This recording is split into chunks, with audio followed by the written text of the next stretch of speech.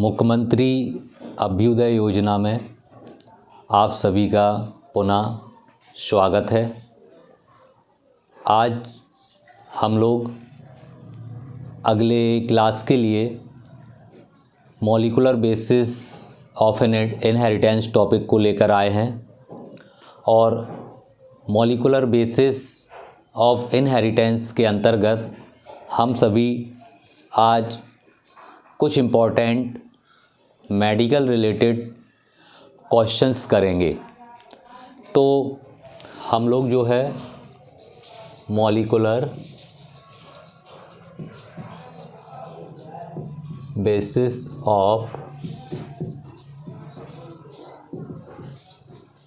Inheritance इसके अंतर्गत कुछ क्वेश्चंस आज हम लोग सॉल्व करेंगे और उसी थ्योरी के अकॉर्डिंग ये मोस्टली क्वेश्चंस के सॉल्यूशंस भी आपको क्लियर होंगे। हम लोगों ने इस टॉपिक से रिलेटेड थ्योरी पोर्शन पर काफ़ी डिस्कशन किया। आज हम लोग कुछ क्वेश्चंस देखते हैं। जैसे देखिए क्वेश्चन है कि डीएनए की द्विरज्जुक संरचना किसने प्रस्तुत की। कुछ हम लोग ऑप्शंस सुन लेते हैं। जैसे एक है नीरेनबर्ग, कॉरेनबर्ग, होले एवं वाटसन एवं क्रिक। तो इसका आंसर हो जाएगा वाटसन एवं क्रिक। ऑलरेडी सिंपल क्वेश्चन था कि वाटसन क्रिक ने डीएनए का डबल हेलिकल मॉडल रिप्रेजेंट किया था। तो नेक्स्ट क्वेश्चन देखते हैं। निम्न में से कौन सा क्षारक जोड़ा डीएनए में पाया जाता है। तो डीएनए का नाइट्रोजनस बेस पूछा जा रहा है। 4 ऑप्शन होंगे और सही होगा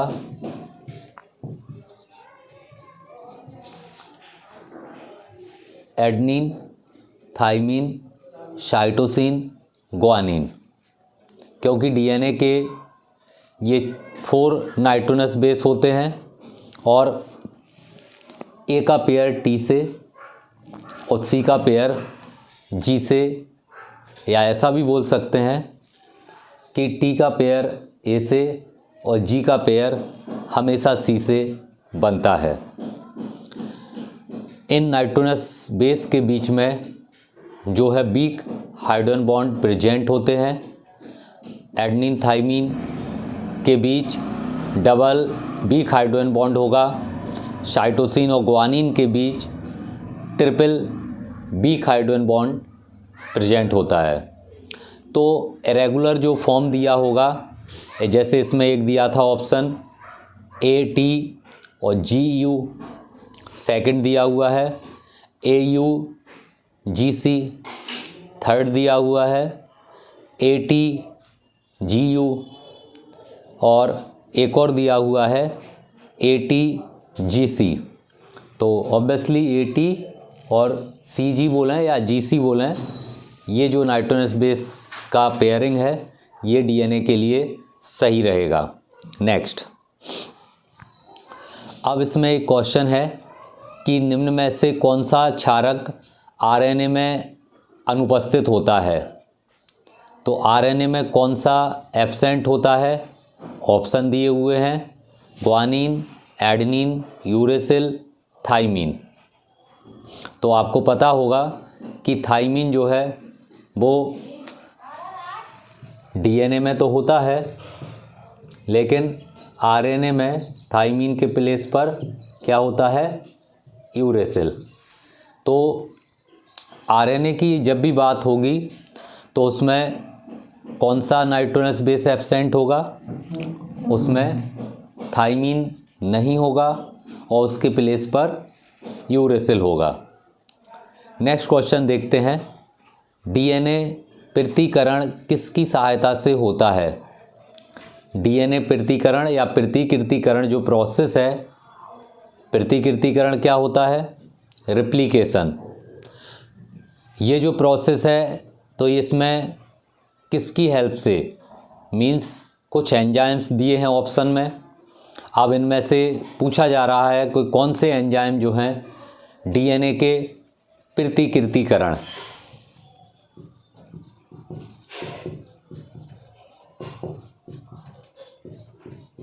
डीएनए प्रतिकृतिकरण में कौन से एंजाइम जो है सपोर्टिव हैं। पहला ऑप्शन है आरएनए पॉलीमरेज, दूसरा है डीएनए पॉलीमरेज, तीसरा ऑप्शन है डीएनए लाइगेज और चौथा है डीएनए पॉलीमरेज एवं लाइगेज दोनों। डीएनए पॉलीमरेज एवं ligase, both enzyme are responsible for DNA replication. ये दोनों ही एंजाइम जो हैं वो डीएनए के प्रतिकृतिकरण के लिए सहायक होते हैं, आवश्यक होते हैं। तो कह सकते हैं कि डीएनए प्रतिकृतिकरण के लिए डीएनए पॉलीमरेज एंजाइम और लाइगेज दोनों ही एंजाइम जो है वो आवश्यक होंगे। तो इसका आंसर हो जाएगा डीएनए पॉलीमरेज एवं लाइगेज दोनों ही। ठीक है, नेक्स्ट देखते हैं। डीएनए और आरएनए में जो यहाँ 4 पॉइंट दिए होंगे, इनमें से पूछा जा रहा है कि क्या समानता होती है। पहला ऑप्शन दे रखा है शर्करा की प्रकृति, तो ये तो नहीं होता, दोनों में डिफरेंस होता है। प्यूरिन और पिरिमिडीन की प्रकृति, ये भी सेम नहीं होते, ये भी डिसिमिलर होते हैं। तीसरा ऑप्शन है पॉलीन्यूक्लियोटाइड के बने होते हैं, बिल्कुल सही है। डीएनए की बात करें या फिर आरएनए की बात करें तो डीएनए एवं आरएनए दोनों ही जो है वो पॉलीन्यूक्लियोटाइड से बने होते हैं। डीएनए और आरएनए किससे बने होते हैं? पॉलीन्यूक्लियोटाइड। दोनों ही जो न्यूक्लिक एसिड हैं डीएनए आरएनए, तो दोनों ही पॉलीन्यूक्लियोटाइड अणुओं से या पॉलीन्यूक्लियोटाइड मॉलिक्यूल से फॉर्म्ड होते हैं, बने होते हैं।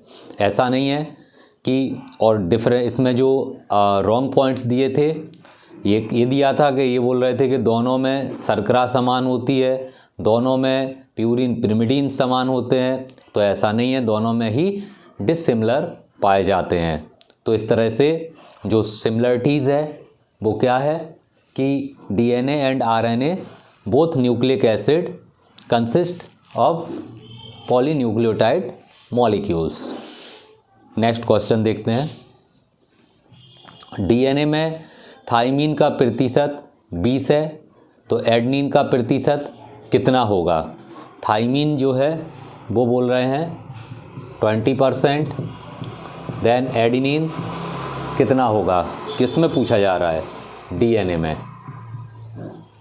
एडेनिन और थाइमीन बेस प्रेजेंट होते हैं डीएनए में, तो पूछा जा रहा है कि अगर थाइमीन जो है कंप्लीट डीएनए में 20% है, देन एडेनिन का परसेंटेज डीएनए में कितना होगा? तो जान लेते हैं हम लोग, और आपको ध्यान भी होना चाहिए। हम लोगों ने एक रूल्स पढ़ा था, चारगाव का नियम। साइंटिस्ट चारगाव ने डीएनए या किसी भी जीवों में जो है ये बताया था कि जो प्यूरिन बेस और पिरिमिडीन बेस होते हैं तो वो सिमिलर होते हैं। ये हम लोगों ने देखा था कि जितना एडेनिन होगा उतना ही थाइमीन होगा, क्योंकि एडेनिन का हमेशा थाइमीन से ही पेयर बनेगा या थाइमीन का एडेनिन से, किसी और नाइट्रोजनस बेस से ये पेयरिंग नहीं कर सकते। एडेनिन अगर थाइमीन है तो पेयरिंग करेगा, या थाइमीन है तो एडेनिन होना चाहिए तो पेयरिंग करेगा, अदरवाइज़ ये कोई भी नाइट्रोजनस बेस आपस में पेयरिंग नहीं कर सकते। इसलिए अगर डीएनए में थाइमीन का 20% दे रहे हैं तो एडेनिन कितना होना चाहिए? ऑब्वियसली सिमिलर होना चाहिए। एडेनिन भी कितना होगा? 20%। ऑप्शन में दे रखे थे इसमें 4, एक था 20%, दूसरा था 40%, तीसरा था 30% एंड चौथा था 60%। तो क्लियर हो गया होगा कि एडनिन और थाइमिन का परसेंटेज डीएनए में कैसा होगा, समान होगा। इसलिए अगर थाइमिन 20 है तो एडेनिन भी 20% ही होगा। नेक्स्ट क्वेश्चन देखते हैं। कौन सा आरएनए क्लोवर लीफ के समान स्ट्रक्चर दर्शाता है? क्वेश्चन है कि कौन सा आरएनए क्लोवर लीफ की तरह संरचना प्रदर्शित करता है। 3 तरह के आरएनए हम लोगों ने पढ़े थे, एमआरएनए, टीआरएनए, आरआरएनए। तो इनमें से क्लोवर लीफ की तरह कौन से आरएनए की स्ट्रक्चर थी, सभी को क्लियर होना चाहिए, टीआरएनए।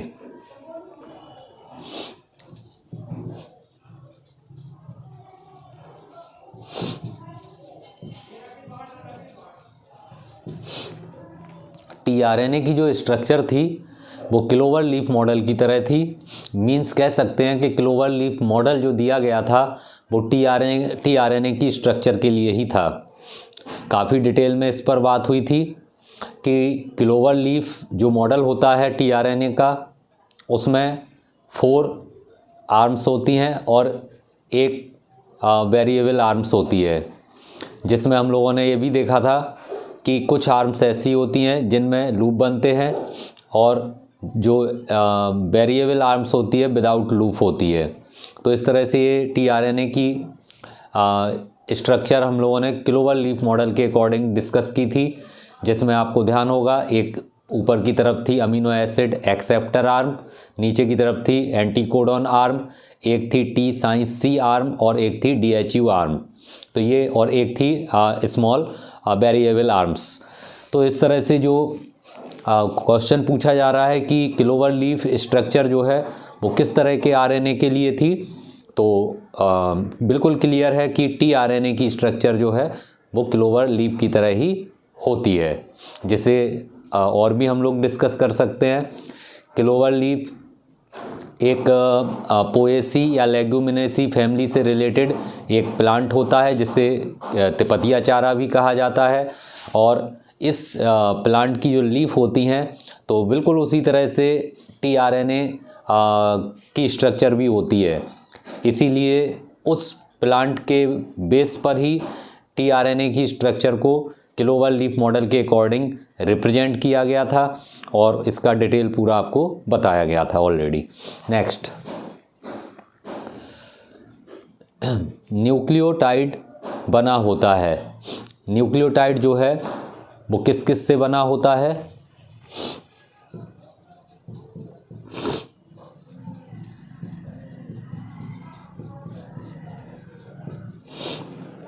तो न्यूक्लियोटाइड जो मॉलिक्यूल्स होते हैं, न्यूक्लियोटाइड का फॉर्मेशन जो होता है तो उसमें एक तो क्षार होते हैं बेस, शर्करा होती है शुगर, और फॉस्फेट मॉलिक्यूल होते हैं। तो ये तीनों मिलके जो है न्यूक्लियोटाइड का फॉर्मेशन करते हैं। ऑप्शन एक बार देख लेते हैं। एक दिया हुआ था क्षार शर्करा OH का, दूसरा ऑप्शन है क्षार शर्करा फॉस्फेट, तीसरा है शर्करा फॉस्फेट, चौथा है क्षार फॉस्फेट। तो ऑब्वियसली इसका जो आंसर होगा क्षार शर्करा और फॉस्फेट, ये तीनों ही मिलकर किसका फॉर्मेशन करते हैं? न्यूक्लियोटाइड मॉलिक्यूल्स का। ठीक है, नेक्स्ट क्वेश्चन देखते हैं। आनुवांशिक इकाई है। अब इसमें देखिए 4 ऑप्शन दिए हुए हैं।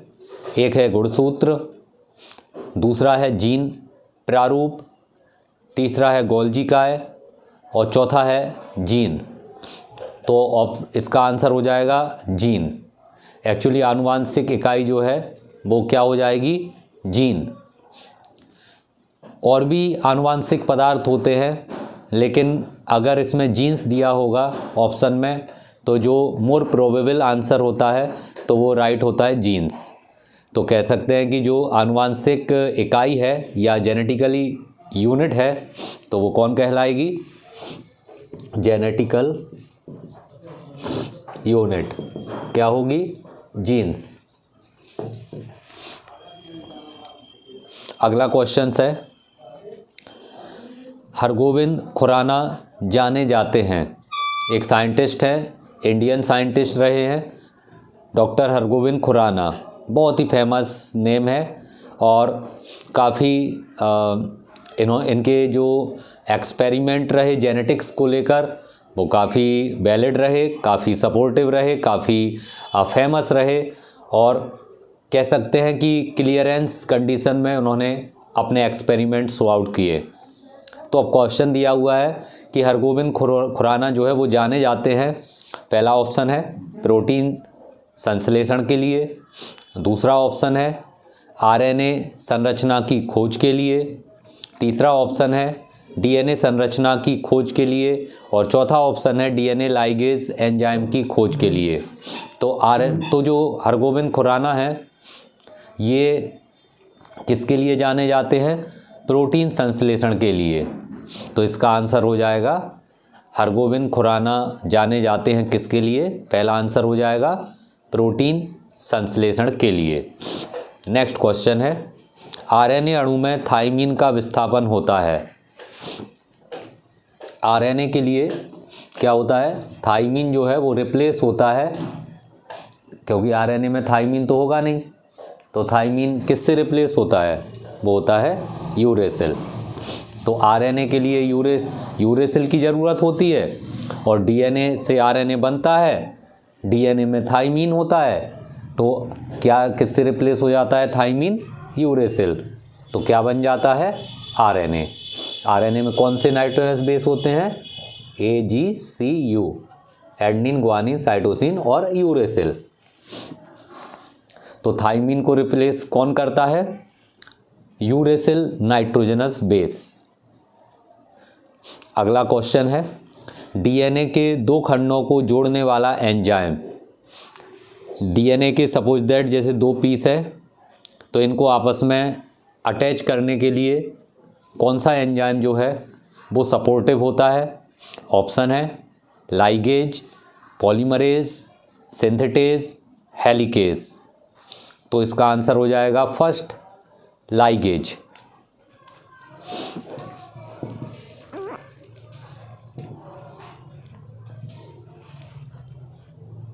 डीएनए के पीसेस को आपस में ऐड करने के लिए या जोड़ने के लिए जो एंजाइम सपोर्टिव होता है वो होता है लाइगेज एंजाइम। तो कह सकते हैं कि लाइगेज एंजाइम जो है वो डीएनए के टुकड़ों को या सूत्रों को आपस में जोड़ने में सहायक होता है। तो लाइगेज एंजाइम जो है वो डीएनए के टुकड़ों को आपस में जोड़ने वाला एंजाइम कहलाता है।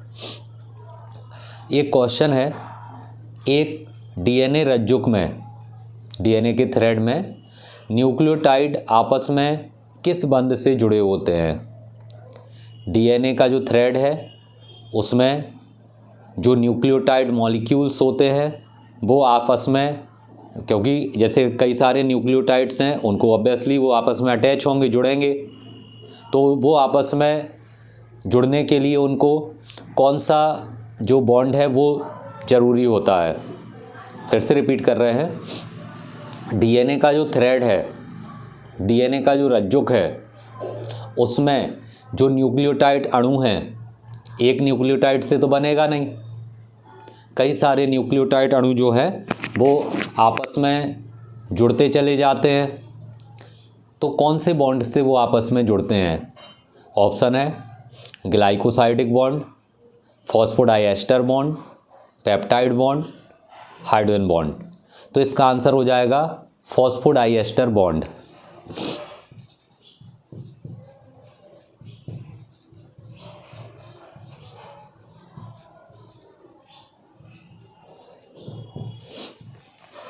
न्यूक्लियोटाइड अणु डीएनए में कौन से बॉन्ड से अटैच होते हैं?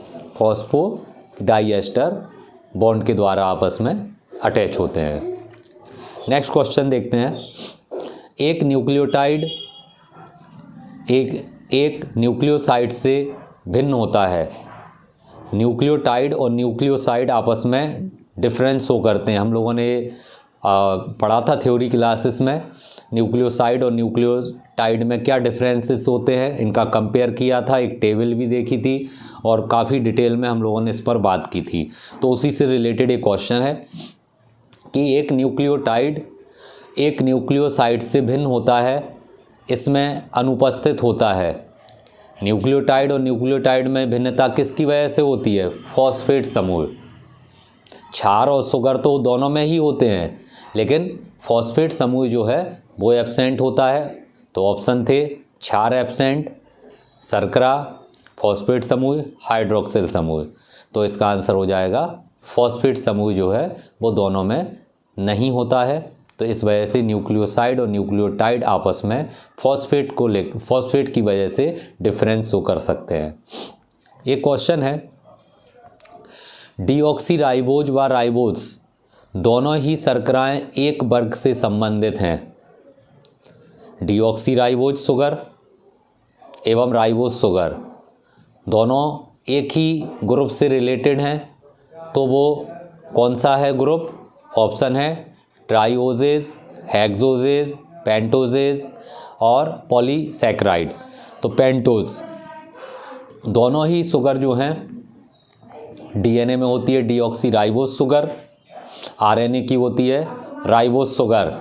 तो दोनों ही शुगर जो है चाहे वो डीएनए की हो या आरएनए की शुगर हो, तो दोनों ही शुगर कौन से वर्ग या ग्रुप से संबंधित होती हैं? पेंटोज ग्रुप से दोनों ही शुगर जो है वो संबंधित होती हैं। अगला क्वेश्चन है,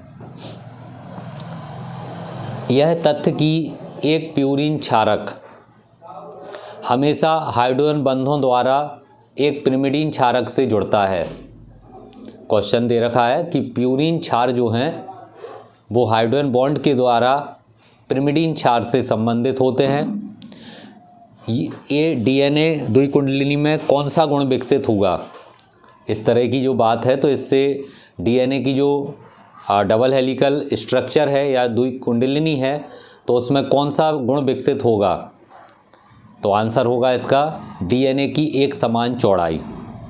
प्यूरिन क्षार हमेशा पिरिमिडीन से अटैच हो रहा, तो डीएनए की जो चौड़ाई है डीएनए की, तो वो कैसी होती है? वो इक्वल, बराबर।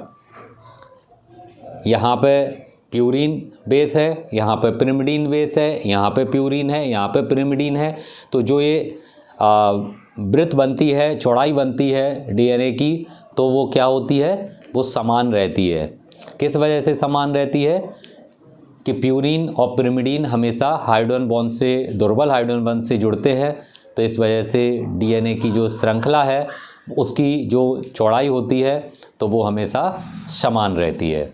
नेक्स्ट, डीएनए व हिस्टोन पर कुल विद्युत आवेश, डीएनए व हिस्टोन पर जो विद्युत आवेश होता है, कह सकते हैं जो चार्जेस होता है, तो वो क्या होता है? डीएनए पे होता है नेगेटिव और हिस्टोन पर होता है पॉजिटिव।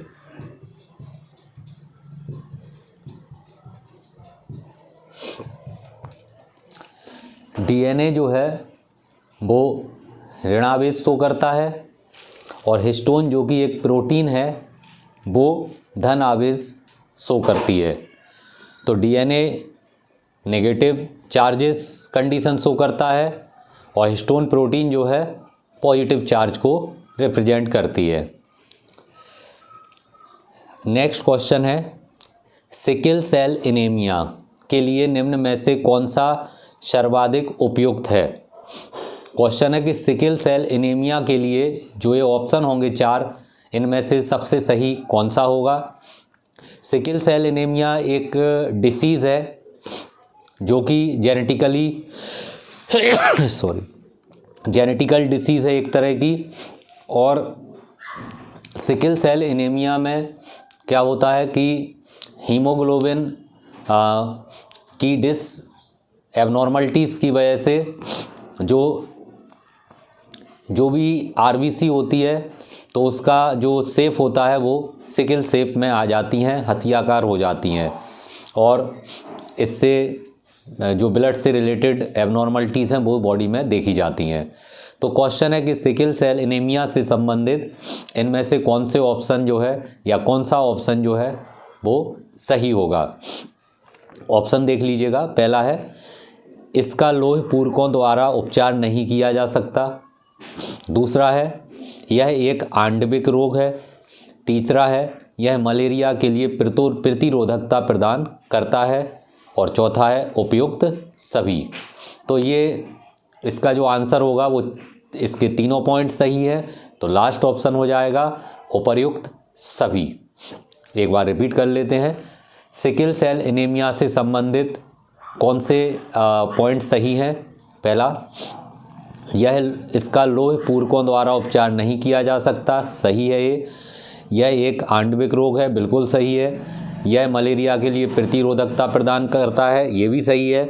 तो इसका आंसर हो जाएगा उपर्युक्त सभी। नेक्स्ट क्वेश्चन देखते हैं।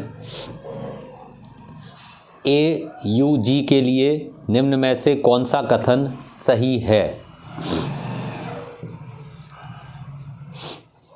यह एक कोडॉन है, एडेनिन, यूरेसिल और ग्वानिन से संबंधित। कोडॉन पर बहुत बात हुई थी, जेनेटिक कोड पर 3 के अक्षरों वाले होते हैं, ट्रिक कोड होते हैं, विदाउट कॉमा होते हैं, नॉन ओवरलैप होते हैं, संदिग्धता शो कर सकते हैं, एम्बिग्विटी। तो ये काफ़ी पॉइंट हम लोगों ने इस पर देखे थे। अब क्वेश्चन है कि जो AUG कोडॉन है तो इसके लिए कौन सा कथन सही है? पहला है यह मैथ्योनिन को कोड करता है, बिल्कुल सही बात है। दूसरा है यह आरंभन कोडॉन भी है, बिल्कुल है।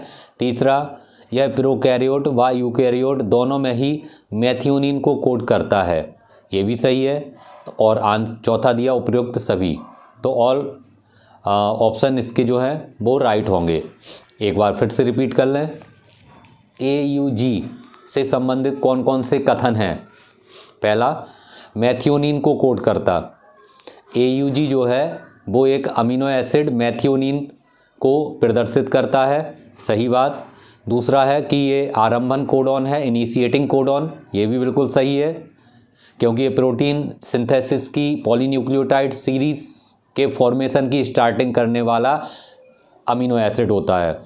तो मैथ्योनिन जो है एक आरंभन कोडॉन के रूप मैथ्योनिन के रूप में AUG एक आरंभन कोडॉन होता है। नेक्स्ट, प्रोकैरियोट यूकैरियोट दोनों में ही मैथ्योनिन को कोड करता, चाहे प्रोकैरियोटिक सेल हो या फिर यूकैरियोटिक सेल हो। AUG जो है वो कौन से अमीनो एसिड को शो करेगा? मैथ्योनिन। प्रोकैरियोटिक सेल्स हों, बैक्टीरियल सेल वगैरह, या यूकैरियोटिक सेल हों, प्लांट और एनिमल सेल, तो इन सभी में AUG जो है वो मैथ्योनिन के लिए ही कोड शो करेगा।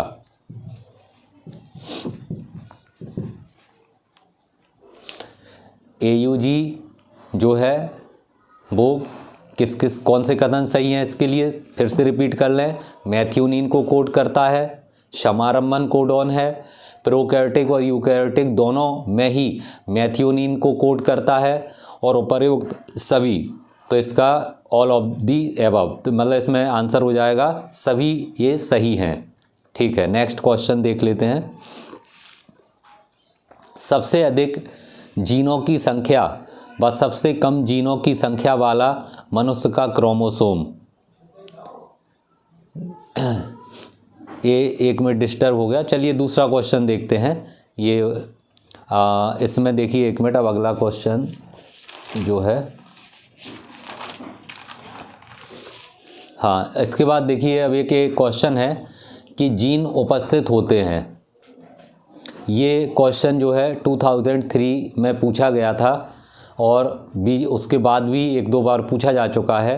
क्वेश्चन क्या है? जीन उपस्थित होते हैं। पहला ऑप्शन है गुणसूत्र पर, दूसरा है पटलिका पर, तीसरा है प्लाज्मा कला पर, और चौथा है मीजोसोम पर। तो जीन्स कहाँ प्रेजेंट होते हैं? क्रोमोसोम पर। तो जीन्स प्रेजेंट कहाँ होते हैं? क्रोमोसोम मीन्स गुणसूत्र पर प्रेजेंट होते हैं।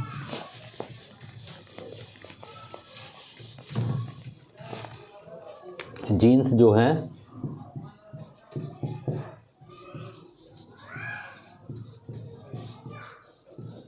क्रोमोसोम पर प्रेजेंट होते हैं। नेक्स्ट क्वेश्चन, कोडॉन बना होता है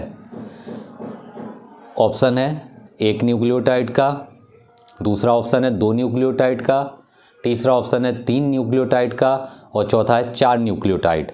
तो जो कोडॉन होते हैं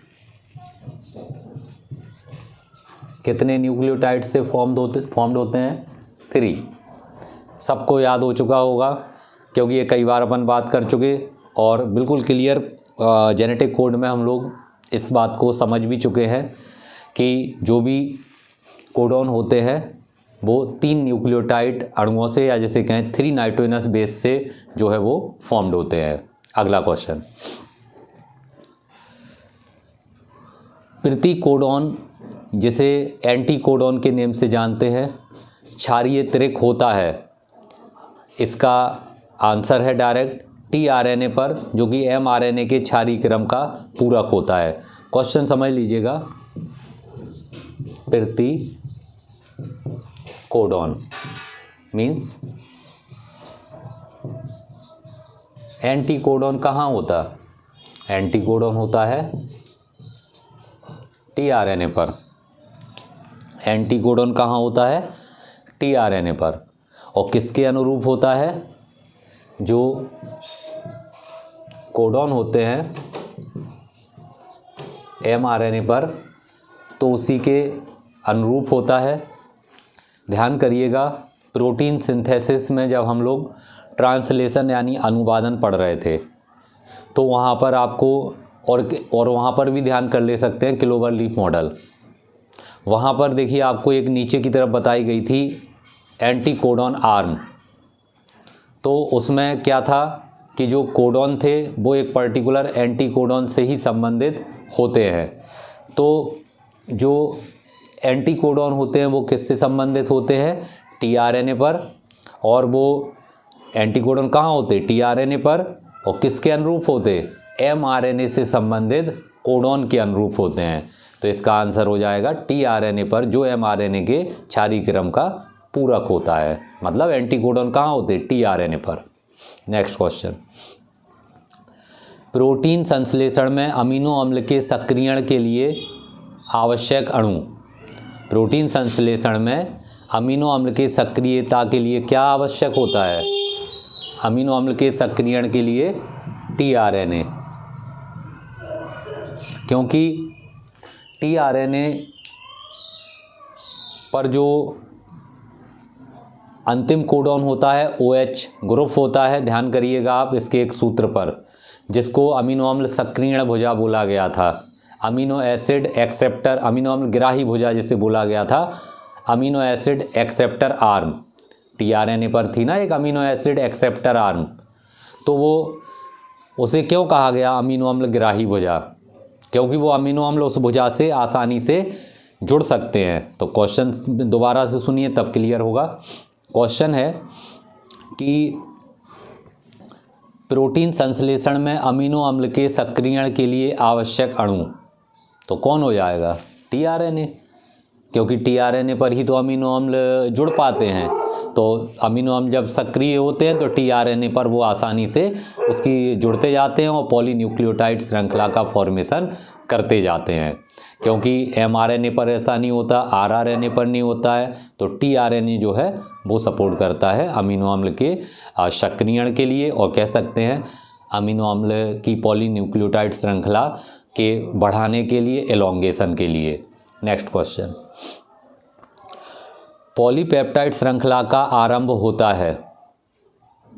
प्रोटीन की जो पॉलीपेप्टाइड श्रृंखला का बनना प्रारंभ होता है तो उसके लिए कौन सा अमीनो एसिड स्टार्टिंग करता है?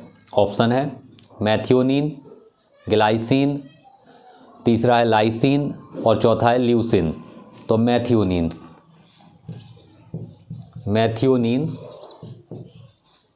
जो अमीनो एसिड है वो प्रोटीन सिंथेसिस की स्टार्टिंग से रिलेटेड होता है। अगला देखिए जो क्वेश्चन है उसको देख लेते हैं कि निम्न में से एक पूरक तथा पैलिंड्रोम श्रृंखला देगा। पहले तो पैलिंड्रोम के बारे में हम लोग समझते हैं क्या है। पैलिंड्रोम विलोम पद, जैसे TATATAT।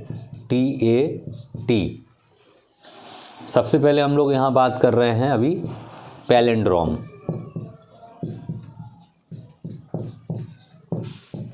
तो पैलिंड्रोम में क्या होता है कि कोई भी नाइट्रोजनस बेस का जो सीक्वेंस होता है वो आगे और पीछे से सिमिलर होता है।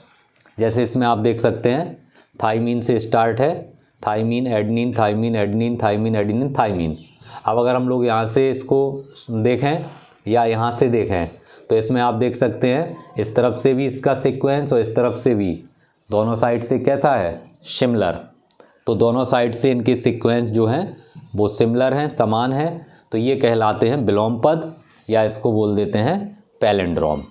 तो अब क्वेश्चन देख लीजिएगा, इसी से रिलेटेड क्वेश्चन है कि निम्न में से कौन एक पूरक तथा पैलिंड्रोम श्रृंखला है। तो इसमें GA तो मीन्स वही बात है कि जी से स्टार्ट हो रहा है तो जी पे ही फिनिश हो रहा है। यहाँ से भी देखें, यहाँ से देखें तो दोनों सिमिलर, जैसे टी था, यहाँ पे भी वही चीज़। तो इस तरह से आप इसको चेक कर सकते हैं कि दोनों साइड से जो सिमिलर कंडीशन शो करता है तो वो पैलिंड्रोम श्रृंखला एक तरह से होती है। अगला देख लीजिएगा, लैक ओपेरॉन में संरचनात्मक जीन्स का उचित क्रम। लैक ओपेरॉन में संरचनात्मक जीन्स का जो सही क्रम होगा, ध्यान करिएगा, लैक Z, लैक Y और लैक A। हम लोगों ने जो लैक ओपेरॉन कॉन्सेप्ट डिस्कस किया था, लैक ओपेरॉन कॉन्सेप्ट जो डिस्कस किया था, तो उसमें आप ध्यान करिएगा कि ये जो स्ट्रक्चरल जीन्स थे, लैक Z, लैक Y और लैक A, इनके द्वारा ही एक निश्चित क्रम में एंजाइम्स का फॉर्मेशन था। एक था बीटा गैलेक्टोसाइडेज, एक था परमीएज और एक था ट्रांस एसिटाइलेज। 3 एंजाइम्स थे, कौन कौन से, beta galactosidase, permease and transacetylase. तो लैक Z के द्वारा बीटा गैलेक्टोसाइडेज, लैक Y के द्वारा परमीएज और लैक A के द्वारा ट्रांस एसिटाइलेज का फॉर्मेशन। अब क्वेश्चन एक बार फिर से सुनेंगे, लैक ओपेरॉन में संरचनात्मक जीन्स का उचित क्रम। तो उचित क्रम क्या हो जाएगा, पहले Z, फिर Y, फिर A। ठीक है, अब आगे देखते हैं नेक्स्ट और क्वेश्चंस पर बात कर लेते हैं।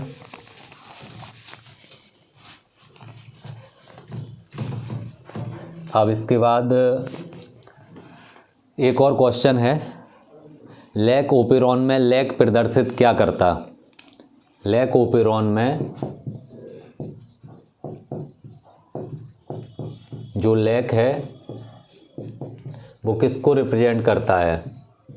तो आपको बताया गया था कि जो ग्लूकोज के स्थान पर जो मनुष्य की इंटेस्टाइन में बैक्टीरिया होता है, ई कोलाई, तो वो ग्लूकोज के स्थान पर किसका यूज़ करता है, लैक्टोज का। जब वो लैक्टोज का यूज़ करता है तो इसीलिए इसको लैक ओपेरॉन नेम दिया जाता है। ग्लूकोज के स्थान पर लैक्टोज का यूज़ करता है। और इसमें तीनों प्रकार के जो एंजाइम्स थे, बीटा गैलेक्टोसाइडेज, परमीएज एवं ट्रांस एसिटाइलेज, ये जो है ये सपोर्टिव थे और इनके फॉर्मेशन में 3 तरह के स्ट्रक्चरल जीन्स थे, लैक Z, लैक Y और लैक A। तो इस तरह से कह सकते हैं कि लैक ओपेरॉन में जो लैक वर्ड है वो किसको रिप्रेजेंट कर रहा है, वो लैक्टोज को शो आउट करता है। अगला क्वेश्चन देखते हैं, अनुलेखन के नियंत्रण का ओपेरॉन मॉडल दिया था। अनुलेखन का जो नियंत्रण है उसके लिए ओपेरॉन मॉडल किसने दिया था, साइंटिस्ट थे जैकब एवं मोनार्ड। जैकब एवं मोनार्ड, इन्होंने जो लैक ओपेरॉन कॉन्सेप्ट है उसके रेगुलेशन के लिए अपना कॉन्सेप्ट दिया था। रेगुलेशन क्या था? एक था इंडक्शन और एक था सप्रेशन। जैसे हम लोग हिंदी में अगर बात करें तो प्रेरण एवं संदमन। जीन्स जब निष्क्रिय होते हैं तो उनका सक्रिय होना ये प्रेरण को शो करता है, और अगर जीन्स ज़रूरत से अधिक सक्रिय होते हैं तो उनका दमन या संदमन होना ये सप्रेशन को शो करता है। तो यही जो रेगुलेशन है, नियमन है, तो ये लैक ऑपरेंट का नियमन है जो जैकब और मोनार्ड के द्वारा जो है वो प्रदर्शित किया गया था। ठीक है, देखते हैं और इसके आगे और क्वेश्चंस पर भी बात करते हैं।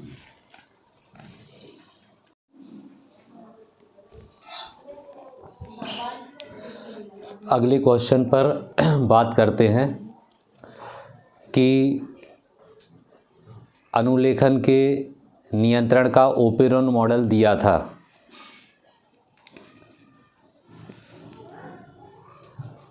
ओपेरॉन मॉडल ये दिया था जैकब एवं मोनार्ड ने। जैकब एवं मोनार्ड ने जो मॉडल दिया था वो किसके लिए दिया था? ये दिया था अनुलेखन के नियंत्रण के लिए। अनुलेखन के नियंत्रण का सेंस क्या है? जो अनुलेखन प्रक्रिया होती है तो उसमें एक संदमन और एक प्रेरण दोनों ही इम्पोर्टेंट होते हैं। इंडक्शन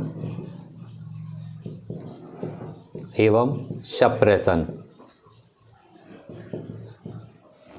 इंडक्शन एवं सप्रेशन क्या होता है? इंडक्शन और सप्रेशन ओपेरॉन मॉडल के समय आपको बताया गया था कि कुछ जीन्स जो हैं वो निष्क्रिय होते हैं तो उनको प्रेरित करना आवश्यक होता है, और ये भी बताया गया था कि कुछ जीन्स ज़रूरत से अधिक सक्रिय होते हैं तो उनको संदमित करना आवश्यक होता है।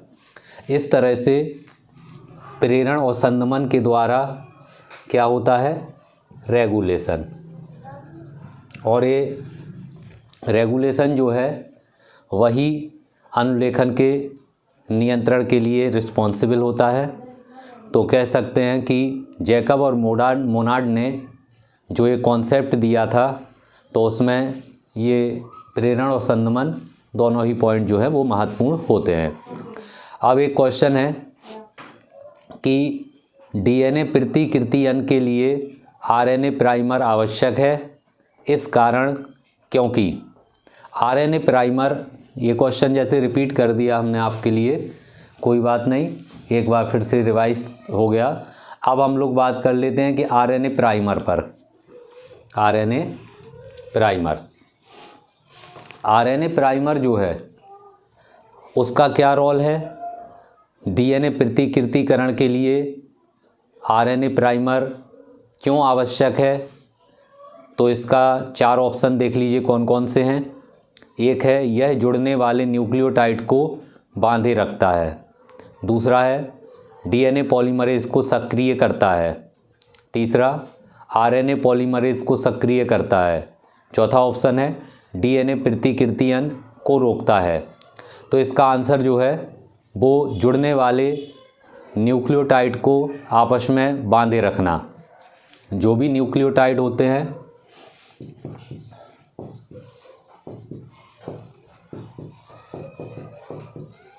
इनको जुड़ने के लिए आपस में बाइंड करना और बांधे रखना, जुड़ने के बाद वो जुड़े रहें आपस में, तो आरएनए प्राइमर इसके लिए जो है वो सपोर्टिव होता है। तो न्यूक्लियोटाइड अणुओं को आपस में जोड़े रखने के लिए आरएनए प्राइमर जो है वो ज़रूरी होता है। अगला देखिए पॉइंट है जो, या क्वेश्चन बोलें नेक्स्ट, यूजीए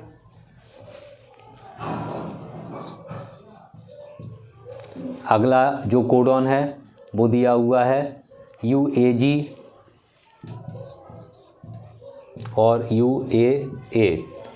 इस तरह से ये 3 कोडॉन जो हैं ये दिए हुए हैं। तो क्वेश्चन क्या है, UGA, UAG, UAA समापन कोडॉन कहलाते हैं क्योंकि इनको जो है समापन कोडॉन कहते हैं। ये तो हम लोग पहले भी पढ़ चुके हैं कि ये 3 जो हैं ये समापन कोडॉन है। अब क्वेश्चन है कि इनको समापन कोडॉन क्यों कहा जाता है, समापन कोडॉन ये क्यों कहलाते हैं। तो समापन कोडॉन, इसके लिए देखिए 4 ऑप्शन जो दिए हुए हैं। पहला है ये प्रति कोडॉन का समापन करते हैं, एंटी कोडॉन का समापन करते हैं। दूसरा दिया है mRNA के प्रारंभ में उपस्थित होते हैं। तीसरा दे रखा ये किसी भी अमीनो अम्ल को कोड नहीं करते। और चौथा दे रखा ये पॉलीपेप्टाइड श्रृंखला का समारंभन करते हैं। तो इसका आंसर हो जाएगा थर्ड, किसी भी अमीनो अम्ल को ये कोड नहीं करते। इनको समापन कोडॉन जो है इसीलिए कहा गया क्योंकि ये किसी भी अमीनो एसिड के लिए कोड नहीं रखते, संदेश नहीं रखते। अगर इनमें किसी भी अमीनो अम्ल को कोड करने का इंफॉर्मेशन होती, संदेश होता, तो ये समापन कोडॉन कहलाते ही नहीं, क्योंकि ये तो शामिल रहते श्रृंखला फॉर्मेशन में, प्रोटीन फॉर्मेशन में। लेकिन ये जो कोडॉन है इनको समापन कोडॉन इसीलिए कहा जाता है क्योंकि किसी भी अमीनो एसिड के फॉर्मेशन के लिए इनमें किसी भी प्रकार का संदेश नहीं होता है, इसीलिए इनको समापन कोडॉन कहा जाता है। और आंसर इसका हो जाएगा ये किसी भी अमीनो अम्ल को कोडेड नहीं करते। नेक्स्ट, लैक ओपेरॉन में संरचनात्मक जीन्स अक्रिय हो जाते हैं जब रिप्रेसर जुड़ता है। रिप्रेसर मीन्स दमनक। लैक ओपेरॉन में संरचनात्मक जीन्स कैसे हो जाते, निष्क्रिय कब हो जाते, जब उससे रिप्रेसर या दमनक जुड़ता है। किससे जुड़ता है, पहला ऑप्शन है प्रचालक से, दूसरा है वर्धक से, तीसरा है नियामक से, चौथा है विप्रेरक से। तो आंसर है इसका प्रचालक से। जब दमनक किससे जुड़ जाता है, प्रचालक। प्रचालक से जब दमनक जुड़ जाता है, ठीक है, तो लैक ओपेरॉन के जो संरचनात्मक जीन्स हैं वो कैसे हो जाते हैं, निष्क्रिय। फिर से रिपीट करेंगे, लैक ओपेरॉन में संरचनात्मक जीन्स निष्क्रिय कब होता है, जब दमनक किससे जुड़ जाता है, प्रचालक से। तो उस समय संरचनात्मक जीन्स जो है वो निष्क्रिय हो जाते हैं। अगला पॉइंट देख लेते हैं। नेक्स्ट है एक कोडॉन बना होता है। जो कोडॉन है वो बना होता है, ऑप्शन सुन लीजिएगा, 1 न्यूक्लियोटाइड, 2, 3 और 4। ऑलरेडी इस पर बात हो चुकी, 3 न्यूक्लियोटाइड। अगला क्वेश्चन देखते हैं, निम्न में से कौन सॉल्युबल आरएनए कहलाता है। अब एक क्वेश्चन है कि जो भी ये आरएनए दिए हुए हैं तो इनमें से सॉल्युबल आरएनए, घुलनशील आरएनए जो है वो कौन सा है, सॉल्युबल या घुलनशील आरएनए जो है वो कौन सा है। ऑप्शन दे रखे हैं rRNA, tRNA, mRNA और hnRNA। तो इसका आंसर हो जाएगा tRNA।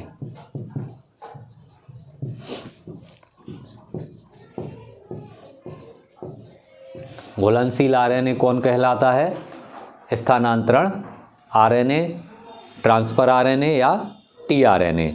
तो ये घुलनशील आरएनए कहलाता है। अगला क्वेश्चन देख लेते हैं। अब इसके बाद एक क्वेश्चन है,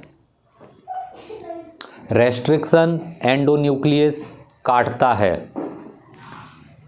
रेस्ट्रिक्शन एंडोन्यूक्लियस RE एक तरह का एक एंजाइम है जो कि आप लोगों ने बायोटेक्नोलॉजी में भी इसके बारे में जान रखा है।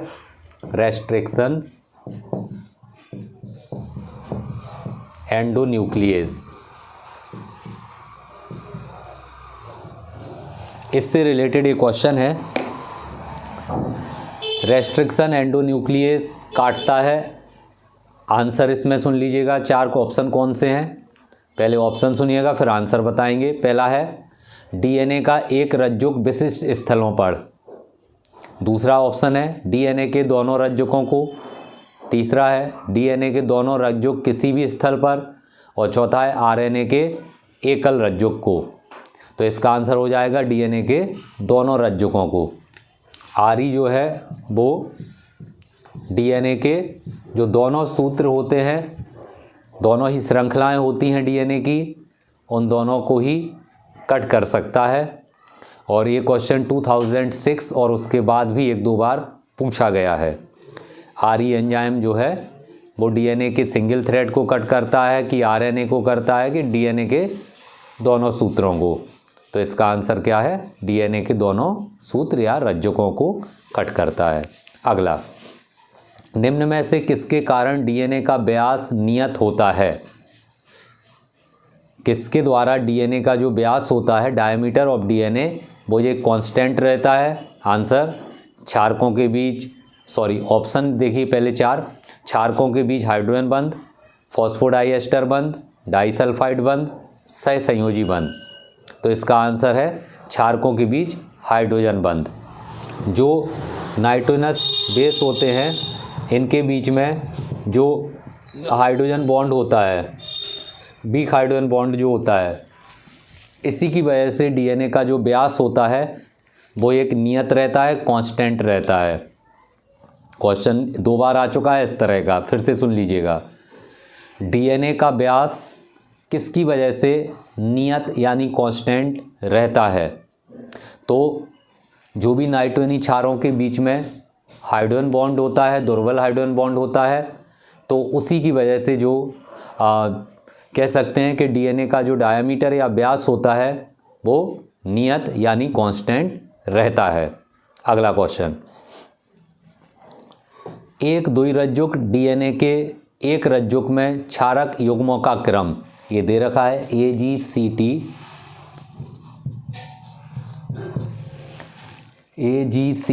AAGC। इस तरह से ये क्रम दे रखा है और एक रज्जुक का क्रम दे रखा है डीएनए का, और पूछा है कि इसके दूसरे रज्जुक का डीएनए के क्रम क्या होगा।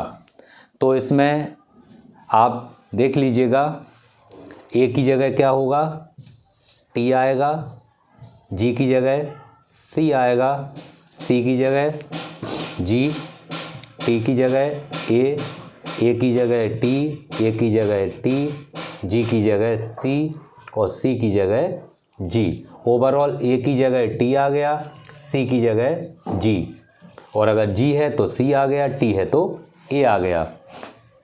क्योंकि पेयरिंग जो होती है डीएनए की एडनिन की थाइमिन से, साइटोसिन की ग्वानिन से, तो इस तरह से ये जो पेयरिंग होती है, फिर से सुन लीजिएगा, डीएनए के एक रज्जुक का जो क्रम दे रखा है वो है AGCTAAGC। अब वो दूसरे रज्जुक का सीक्वेंस या अनुक्रम पूछ रहे हैं, 4 ऑप्शन होंगे। राइट ऑप्शन हम लोग ऑब्वियसली समझ लेते हैं कौन सा मिलने वाला है, TCGATTCG। कैसे मिल गया, एडनिन का पेयर थाइमिन से, ग्वानिन का साइटोसिन से, ऐसे ही आगे तक। साइटोसिन का पेयर ग्वानिन से, थाइमिन का पेयर एडनिन से, एडनिन का पेयर थाइमिन से, एडनिन का पेयर थाइमिन से, ग्वानिन का पेयर साइटोसिन से, साइटोसिन का पेयर ग्वानिन से। तो अगर एक सूत्र 3' से 5' दे रखा तो दूसरा 5' से 3' सूत्र जो होगा उसका सीक्वेंस ये होगा इस तरह से। तो इस तरह से इसको हम लोग आंसर में भी टिक कर सकते हैं। ये भी 2006 का क्वेश्चन था। अगला देखिएगा, जीवाणुओं में जीन नियंत्रण प्रदर्शित किया। जीन नियंत्रण का प्रदर्शन जीवाणुओं में किसने किया था, अभी पढ़ा था हम लोगों ने, जैकब एवं मोनार्ड। दूसरी तरीके से क्वेश्चन पूछ लिया। पहले आया था क्वेश्चन कि जैकब नियंत्रण से संबंधित, नियमन से संबंधित जो है ओपेरॉन मॉडल का नियमन जो है किसने दिया था? जैकब मोनार्ड ने। अब पूछ लिया कि जीवाणुओं में जीन नियंत्रण का प्रदर्शन किसने किया था? तो ऑब्वियसली जैकब एवं मोनार्ड ने अपने लैक ओपेरॉन कॉन्सेप्ट के माध्यम से ये प्रदर्शित जीवाणुओं में किया था। एक और क्वेश्चन देख लेते हैं, निम्नलिखित में से सही है। अब 4 विकल्प दिए हुए हैं और 4 में से पूछा है कि इनमें से कौन सा सही है। पहला है आरएनए जीवाणुओं का आनुवांशिक पदार्थ है, ये रॉन्ग है। आरएनए सभी विषाणुओं का आनुवांशिक पदार्थ है, ये भी रॉन्ग है। डीएनए कुछ जीवों का आनुवांशिक पदार्थ है, ये भी रॉन्ग है। लास्ट है कुछ विषाणुओं में आरएनए आनुवांशिक पदार्थ के रूप में होता है, बिल्कुल सही है। एक्चुअली क्या होता है कि कुछ ऐसे वायरस या विषाणु होते हैं जिनमें आरएनए एक जेनेटिक सब्सटेंस के रूप में वर्क करता है और कुछ ऐसे वायरस होते हैं जिनमें डीएनए आनुवांशिक पदार्थ की तरह कार्य करता है। तो इसका चौथा ऑप्शन सही है कि कुछ वायरस में आरएनए आनुवांशिक पदार्थ की तरह पाया जाता है। अगर ये होता कि सभी वायरस में आरएनए होता है तो ये रॉन्ग हो जाता, क्योंकि कुछ वायरस में डीएनए आनुवांशिक पदार्थ के रूप में प्रेजेंट होता है। तो इसका आंसर 4th हो जाएगा कि कुछ विषाणुओं में आरएनए आनुवांशिक पदार्थ के रूप में होता है। अगला क्वेश्चन, एक 125 अमीनो एसिड श्रृंखला में यदि 25वां अमीनो अम्ल UAA से उत्परिवर्तित हो जाता है, तब 25वां अमीनो अम्ल किससे उत्परिवर्तित हो जाए? UAA, इस कोडॉन से। फिर से सुनिएगा क्वेश्चन, एक 125 अमीनो अम्ल श्रृंखला में एक प्रोटीन की श्रृंखला है जिसमें टोटल अमीनो एसिड कितने हैं? 125। एक सीरीज़ में 125 अमीनो एसिड हैं। आगे बोल रहे हैं कि यदि 25th अमीनो एसिड UAA से म्यूटेंट हो जाए, उत्परिवर्तित हो जाए, 25वां अमीनो अम्ल जो है वो क्या हो जाए? इस UAA से उत्परिवर्तित हो जाए, तब क्या होगा? पहला ऑप्शन 124 अमीनो अम्लों की श्रृंखला प्राप्त होगी। दूसरा 25 अमीनो अम्लों की श्रृंखला प्राप्त होगी। तीसरा 24 अमीनो अम्लों की श्रृंखला प्राप्त होगी। चौथा उपयुक्त कुछ भी संभव है। तो इसका आंसर हो जाएगा 24 अमीनो अम्लों की श्रृंखला प्राप्त होगी, क्योंकि 25वां अमीनो अम्ल जो है वो इससे उत्परिवर्तित हो गया। तो 25वां अमीनो अम्ल जब उत्परिवर्तित हुआ तो उसके आगे की श्रृंखला भी उत्परिवर्तित हो जाएगी। तो इस तरह से कह सकते हैं कि 24 जो है अमीनो अम्लों की श्रृंखला प्राप्त होगी, क्योंकि 25वां अमीनो अम्ल जो है उत्परिवर्तित हुआ तो 25 से आगे की श्रृंखला जो है वो भी उत्परिवर्तित हो जाएगी, चेंज हो जाएगी। तो कह सकते हैं कि 24 अमीनो अम्ल की श्रृंखला इससे प्राप्त होगी। फिर से सुनिएगा क्वेश्चन, 125 अमीनो अम्ल की एक श्रृंखला थी जिसमें 125 अमीनो एसिड थे। 25वें नंबर के अमीनो एसिड को UAA ने उत्परिवर्तित कर दिया। अब क्वेश्चन है कि कितने अमीनो अम्ल वाली श्रृंखला जो है वो मिलेगी। तो जब 25वें अमीनो अम्ल को उत्परिवर्तित किया गया तो उसके आगे तक की श्रृंखला उत्परिवर्तित हो जाएगी। तो इस तरह से 24 अमीनो अम्ल की श्रृंखला जो है वो रिसीव होगी, 24th अमीनो एसिड वाली सीरीज़ जो है वो मिलेगी। अगला क्वेश्चन देखते हैं। इसके बाद देखिए एक नेक्स्ट क्वेश्चन है, जीन कूट में व्यवस्थित 3 क्षारक उत्तरदायी हैं। जीन कूट में जो व्यवस्थित 3 बेसिस होते हैं वो किसके लिए रिस्पॉन्सिबल होते हैं? पहला है प्रोटीन के लिए, दूसरा है अमीनो एसिड के लिए, तीसरा है प्लास्मिड के लिए, चौथा है अमीनो एसिड।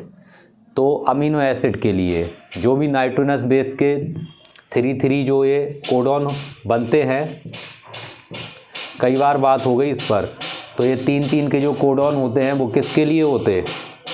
Amino acid. आपको 64 कोडॉन वाली टेबल बताई गई थी जेनेटिक कोड में, और उसमें आपको बताया गया था कि 20 टाइप के अमीनो एसिड के लिए ये रिस्पॉन्सिबल होती है और 64 कोडॉन की जो टेबल है वो 20 प्रकार के अमीनो अम्ल के लिए एनफ होती है। तो क्वेश्चन यही है कि जो भी ये 3 क्षारक होते हैं जेनेटिक कोड में वो किसके लिए होते हैं? अमीनो एसिड के लिए। नेक्स्ट है, निम्न में से किसके संश्लेषण में डीएनए सीधे तौर पर उत्तरदायी नहीं है? किसके फॉर्मेशन में जो डीएनए है वो डायरेक्ट जो है वो फॉर्मेशन में रिस्पॉन्सिबल नहीं है। तो इसका आंसर है प्रोटीन, क्योंकि डायरेक्ट डीएनए से प्रोटीन नहीं बनता। पहले क्या होता है, डीएनए तीनों प्रकार के आरएनए से रिलेटेड होता है, उनके लिए प्रोटीन फॉर्मेशन की इंफॉर्मेशन पहुंचाता है, जनरेट करता है और तब जाकर प्रोटीन का फॉर्मेशन होता है। तो कह सकते हैं कि डीएनए जो है प्रोटीन फॉर्मेशन के लिए रिस्पॉन्सिबल तो है बट डायरेक्ट नहीं है, इनडायरेक्ट रूप से ये रिस्पॉन्सिबल है। डीएनए के माध्यम से ट्रांसक्रिप्शन प्रोसेस होती है और ट्रांसक्रिप्शन के बाद आरएनए के द्वारा जो है वो ट्रांसलेशन प्रोसेस जो है कंप्लीट होती है। तो इस तरह से कह सकते हैं कि प्रोटीन फॉर्मेशन के लिए डीएनए प्रत्यक्ष रूप से या डायरेक्ट रूप से संबंधित नहीं होता है। नेक्स्ट क्वेश्चन देखिएगा, अनुलेखन इकाई है। अनुलेखन किसकी इकाई है? आंसर है टाटा बॉक्स से लेकर समापन बिंदु, TA बॉक्स, यहाँ से लेके एंड पॉइंट। जब भी प्रोटीन फॉर्मेशन होगा या पॉलीपेप्टाइड सीरीज फॉर्मेशन होगा तो क्वेश्चन है कि अनुलेखन इकाई है कहाँ से लेकर कहाँ तक? जहाँ पर TA नाइट्रोजनस बेस से लेके जहाँ तक ये प्रोसेस फिनिश होगी, मतलब पॉलीपेप्टाइड श्रृंखला के समापन कोडॉन तक। कहाँ से? TA से लेके प्रोटीन फॉर्मेशन की सीरीज़ के एंड पॉइंट तक जो है वो अनुलेखन यूनिट प्रेजेंट होगी। अगला क्वेश्चन है कि AUG कोडॉन कहलाता है। AUG कोडॉन क्या है? समारंभन कोडॉन। AUG कोडॉन जो है वो कैसा है? समारंभन कोडॉन। ये पहले भी बात हुई है कि ये शुरुआत करता है प्रोटीन फॉर्मेशन की पॉलीपेप्टाइड सीरीज़ का। तो AUG कोडॉन कैसा हो गया? समारंभन कोडॉन। अगला देखिएगा पॉइंट, प्रोटीन संश्लेषण में अमीनो अम्ल श्रृंखला का निर्धारण किस पर उपस्थित श्रृंखला से होता है? अमीनो अम्ल श्रृंखला का निर्धारण किस पर उपस्थित श्रृंखला से होता? mRNA से। नेक्स्ट, निम्न में से कौन आरएनए का उपयोग करके डीएनए निर्माण करने में सक्षम है? आरएनए का उपयोग करके डीएनए फॉर्मेशन, मतलब डीएनए से आरएनए तो पढ़ा है हम लोगों ने। हम लोग अपोजिट बात कर लेते हैं कि आरएनए से डीएनए का फॉर्मेशन, आरएनए से डीएनए। तो ये जो है आरएनए से जो डीएनए का फॉर्मेशन पर बात चल रही है, तो ये किससे संबंधित हो गया? Reverse transcription. ये प्रोसेस होती है रिवर्स ट्रांसक्रिप्शन, और कह सकते हैं रिवर्स ट्रांसक्रिप्टेज एंजाइम के द्वारा ये प्रोसेस संचालित हो सकती है। ठीक है, रिवर्स ट्रांसक्रिप्टेज के द्वारा। अगला देखिएगा, एक बार फिर से सुन लीजिएगा, निम्न में से कौन आरएनए का उपयोग करके डीएनए के निर्माण में सक्षम है? तो इसका आंसर हो जाएगा रिवर्स ट्रांसक्रिप्टेज। रिवर्स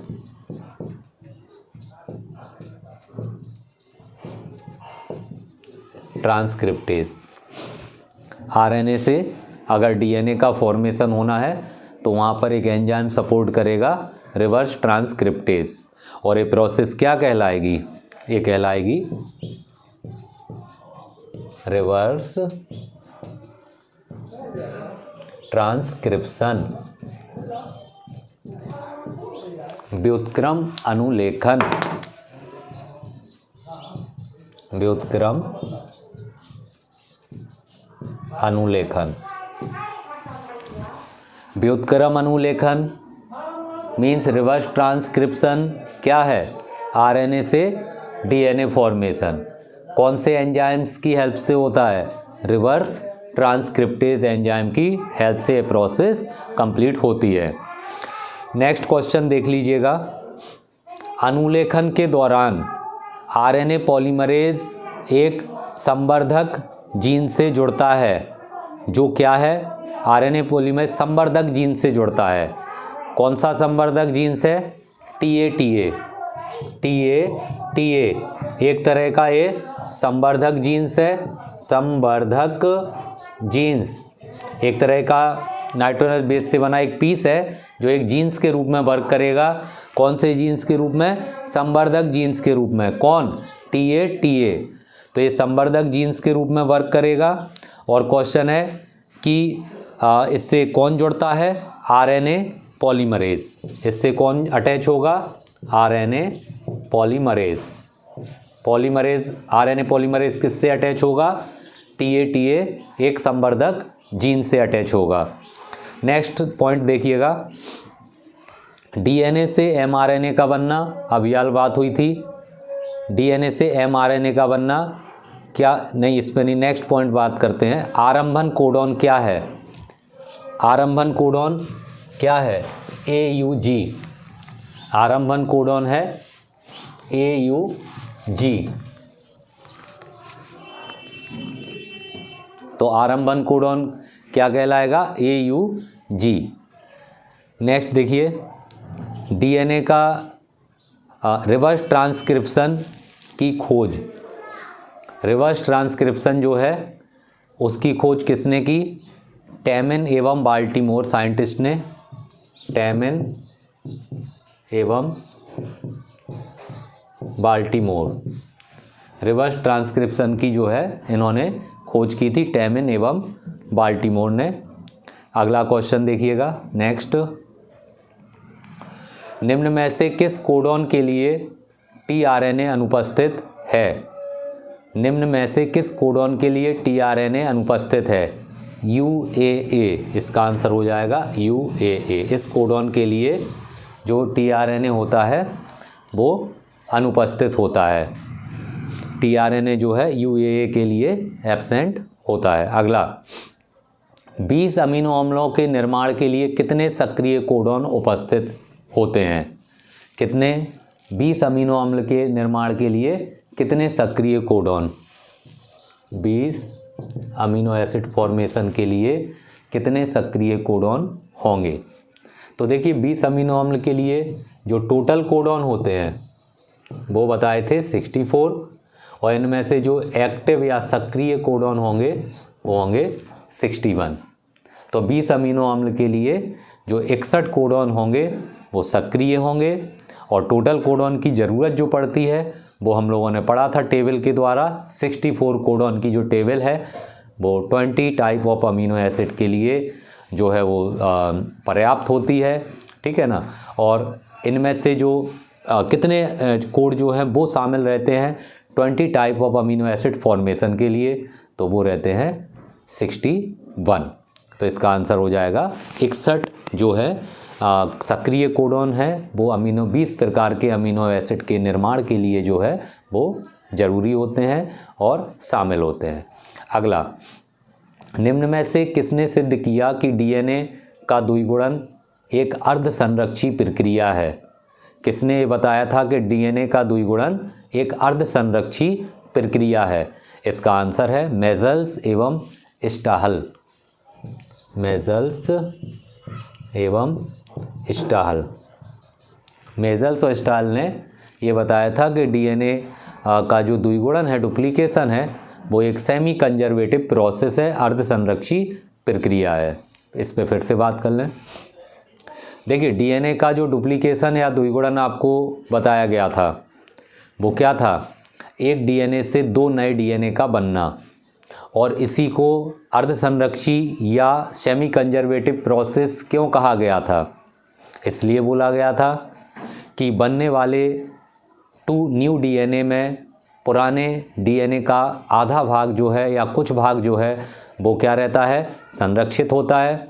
इसीलिए द्विगुणन प्रक्रिया जो है वो अर्ध संरक्षी प्रक्रिया कहलाती है, और ये किसने बताया था? मेजल्स एवं स्टाहल ने ये बताया था। नेक्स्ट क्वेश्चन देखिए, 64 कोडॉन में कितने कोडॉन जी युक्त हैं? मतलब जो 64 जेनेटिक कोड वाली जो टेबल होती है उनमें कितनी जगह ट्रिपल जी कोडॉन मिलता है? तो इसका जो ऑप्शन दे रखा, 1 जगह, 4 जगह, 3 जगह, 6 जगह। ट्रिपल जी कोडॉन जो है 64 कोडॉन में से कितनी बार आएगा? Single times. इसका आंसर हो जाता है कि एक बार जो है वो ट्रिपल जी उसमें कोडॉन प्रेजेंट होता है 64 कोडॉन में से। देखिएगा नेक्स्ट क्वेश्चन, अनुलेखन आरंभ करने के लिए आरएनए पॉलीमरेज निम्न में से किस कारक से अस्थायी रूप से आबद्ध होता है या जुड़ता है? तो ये कारक होता है सिग्मा। आरएनए पॉलीमरेज एंजाइम जो है वो एक तरह से कह सकते अस्थायी रूप से जुड़ता है। अनुलेखन में RNA polymerase enzyme unstable condition में या अस्थायी रूप में जुड़ता है। किस कारक की मदद से? वो होता है सिग्मा। सिग्मा कारक के द्वारा आरएनए पॉलीमरेज एंजाइम जो है वो अनस्टेबल या अस्थायी रूप से जो है वो जुड़ता है। एक क्वेश्चन और देख लेते हैं।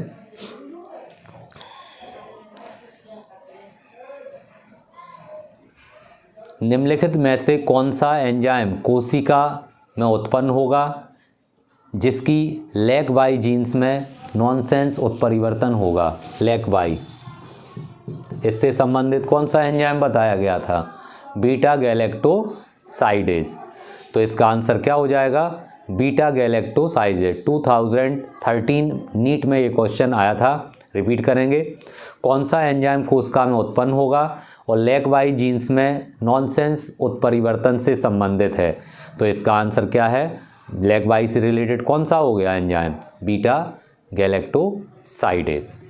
तो इस तरह से आज की क्लास में इतना ही हम लोग रोकेंगे, क्योंकि टाइम के अकॉर्डिंग, और आज हम लोगों ने काफ़ी कुछ क्वेश्चंस, या कह सकते हैं कि फुल क्लास हम लोगों ने आज क्वेश्चंस से रिलेटेड चलाई, और जिसमें हम लोगों ने मॉलिक्यूलर बेसिस ऑफ इनहेरिटेंस से संबंधित बहुत सारे क्वेश्चंस किए विद आंसर। और आशा करते हैं कि आप लोगों को इससे काफ़ी हेल्प मिलेगी अपने स्टडी के लिए। तो एक जब भी आपको मौका मिले तो इस वीडियो को आप फिर से भी देख सकते हैं। तो देखते रहिए इस तरह से, और कहीं कोई प्रॉब्लम हो तो हम लोग फिर बात करेंगे। Thank you.